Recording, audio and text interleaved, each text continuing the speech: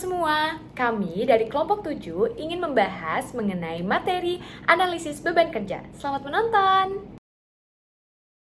Peraturan Menteri Pan-RB Nomor 1 Tahun 2020 menekankan pentingnya penyelenggaraan pemerintah yang efektif, efisien, dan juga profesional di tengah era globalisasi yang penuh tantangan.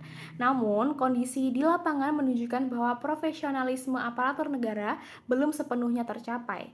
Antara lain karena ketidaksesuaian antara kompetensi pegawai dengan jabatan yang diduduki, serta distribusi pegawai yang tidak berdasarkan beban kerja nyata. Banyak organisasi pemerintah yang dibentuk tanpa mempertimbangkan kebutuhan real, sehingga muncul ketidakseimbangan jumlah pegawai di berbagai unit kerja. Akibatnya, terjadi inefisiensi baik dalam struktur organisasi maupun pelaksanaan tugas. Untuk mengatasi permasalahan tersebut, pelaksanaan analisis beban kerja menjadi sangat penting. Analisis ini bertujuan untuk menciptakan tata kelola pemerintahan yang profesional, efisien, dan tepat sasaran dengan cara menyesuaikan jumlah dan kompetensi pegawai berdasarkan kebutuhan kerja yang sebenarnya. Analisis beban kerja juga menghasilkan ukuran yang jelas dalam pembagian tugas dan standar kerja, seperti norma waktu, efisiensi, dan prestasi kerja. Selain itu, hasil analisis ini menjadi dasar dalam penyusunan formasi pegawai, memperbaiki prosedur kerja, dan meningkatkan produktivitas serta kinerja organisasi secara keseluruhan. Oleh karena itu, analisis beban kerja harus dilakukan secara konsisten dan berkelanjutan pada setiap unit organisasi dalam lingkungan instansi pemerintah, sebagai upaya strategis dalam reformasi birokrasi dan optimalisasi sumber daya aparatur negara. Oke, selanjutnya kita akan bahas aspek dalam penyusunan analisis beban kerja. Aspek dalam penyusunan analisis beban kerja dibagi menjadi 3, yakni yang pertama ada norma waktu sebagai variabel tetap, volume kerja sebagai variabel tidak tetap, dan yang ketiga ada jam kerja efektif. Oke, yang pertama, norma waktu sebagai variabel tetap adalah waktu yang digunakan untuk menghasilkan atau menyelesaikan produk yang relatif tetap sehingga menjadi variabel tetap dalam pelaksanaan analisis beban kerja. Nah, perubahan norma waktu dapat terjadi apabila perubahan kebijakan, perubahan peralatan, perubahan kualitas SDM, perubahan organisasi, sistem, dan prosedur. Yang kedua adalah volume kerja sebagai variabel tidak tetap.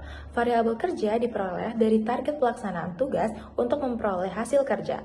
Setiap volume kerja yang berbeda-beda antar unit atau jabatan merupakan variabel tidak tetap dalam pelaksanaan analisis beban kerja. Contohnya, tugas kepala seksi inventaris adalah membuat laporan kegiatan kepala seksi inventaris. Nah, tugas tersebut ada dalam seminggu sekali dengan asumsi kerja efektif dalam 1 tahun untuk 5 hari kerja adalah 235 hari. Maka jumlah volume kerja untuk tugas tersebut dalam 1 tahun adalah 235 hari dibagi 5 hari, sama dengan 47 dengan satuan frekuensi. Nah, untuk aspek yang ketiga, kita akan menghitung berdasarkan waktu kerja efektif. Waktu kerja efektif adalah seberapa jauh keefektifan kita dalam bekerja dalam sehari. Maka perhitungannya bisa berdasarkan hari kerja efektif dalam setahun atau jam kerja efektif dalam setahun. Nah, untuk yang hari kerja efektif dalam setahun, kita bisa membagi 2, yaitu untuk yang 5 hari kerja dalam seminggu dan 6 hari kerja dalam seminggu. Untuk yang 5 hari kerja dalam seminggu, perhitungannya adalah total hari dalam setahun yaitu sebanyak 365 hari dikurangin oleh libur mingguan, Sabtu dan Minggu sebanyak 104 hari dikurangin oleh libur nasional atau libur kedaerahan sebanyak 14 hari dan dikurangin oleh cuti tahunan sebanyak 12 hari. Maka untuk yang 5 hari kerja dalam seminggu, total hari kerja efektif dalam setahunnya adalah sebanyak 235 hari dalam setahun. Nah, untuk yang 6 hari kerja dalam seminggu, total perhitungannya adalah dengan cara berikut, yaitu total hari dalam setahun yaitu sebanyak 365 hari dikurangin oleh libur mingguan yaitu minggu saja sebanyak 52 hari dikurangin oleh libur nasional atau libur kedaerahan sebanyak 14 hari dan dikurangin oleh cuti tahunan sebanyak 12 hari. Maka totalnya adalah sebanyak 287 hari kerja efektif dalam setahun. Oke, kemudian kita akan menghitung waktu kerja efektif berdasarkan jam kerja efektif. Waktu kerja efektif berdasarkan jam kerja efektif ini dapat dihitung berdasarkan hari kerja efektif dikurangin oleh allowance dalam sehari. Allowance dalam sehari adalah dihitung sebesar 30%. Nah, sebelumnya apa itu allowance? Allowance adalah jam-jam kerja yang akan digunakan dalam sehari, misalkan untuk peregangan, untuk istirahat, untuk makan, untuk ke kamar mandi, dan yang lain-lain. Ditetapkan allowance itu sebesar 30% seperti yang tadi sudah saya katakan. Nah, maka perhitungannya untuk Waktu kerja efektif berdasarkan jam kerja efektif untuk 6 hari kerja adalah sebagai berikut, yaitu hari kerja efektif dalam setahun yaitu 235 hari dikurangin allowance dalam sehari, yaitu 5 jam 30 menit. Maka jam kerja efektif untuk 6 hari kerja dalam setahunnya adalah 1245 jam yang apabila dibulatkan sebesar 1250 jam dalam setahun. Nah, selanjutnya untuk yang perhitungan 6 hari kerja dalam seminggu adalah 287 dikurangin allowance dalam sehari, yaitu sebanyak 4 jam 30 menit. Maka totalnya untuk jam kerja efektif yang 6 hari kerja dalam setahun adalah 6 hari kerja dalam seminggu adalah 1250 jam kerja efektif dalam setahun. Tahapan yang ketiga dalam menghitung analisis beban kerja adalah metode perhitungan kebutuhan pegawai.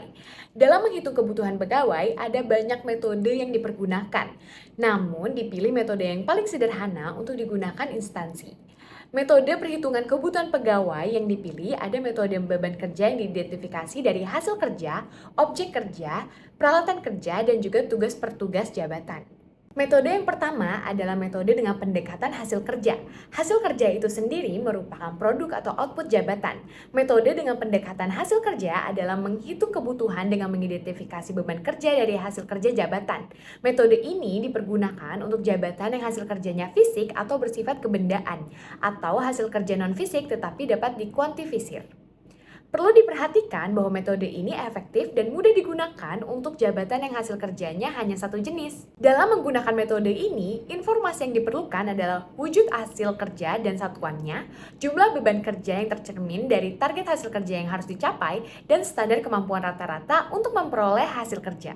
Rumus menghitung dengan pendekatan metode ini adalah dengan jumlah hasil kerja atau beban kerja dibagi dengan standar kemampuan rata-rata dikali satu orang, seperti gambar di sebelah sini. Metode yang kedua adalah metode dengan pendekatan objek kerja.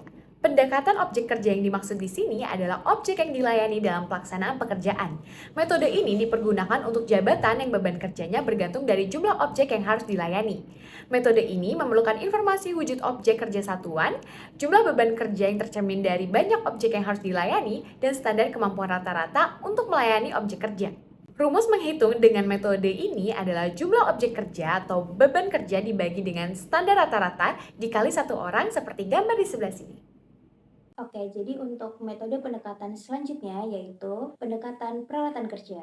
Metode pendekatan peralatan kerja ini menggunakan peralatan pekerjaan yang digunakan untuk melakukan sebuah kerja.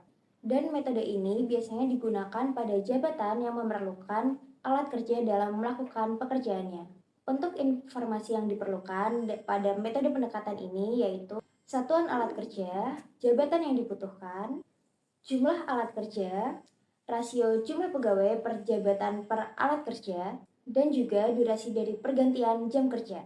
Selanjutnya, metode pendekatan ini dihitung menggunakan sebuah rumus untuk menghasilkan jumlah kebutuhan pegawai berdasarkan alat kerjanya. Rumus ini dihitung dengan menggunakan jumlah alat kerja yang dibagi dengan rasio alat kerja per pegawai dan dikali dengan jumlah pegawai yang dibutuhkan pada alat kerja. Selanjutnya di sini juga ada metode pendekatan tugas per tugas jabatan. Jadi metode pendekatan ini digunakan untuk menghitung jumlah kebutuhan pegawai dari sebuah jabatan yang hasil kerjanya itu abstrak.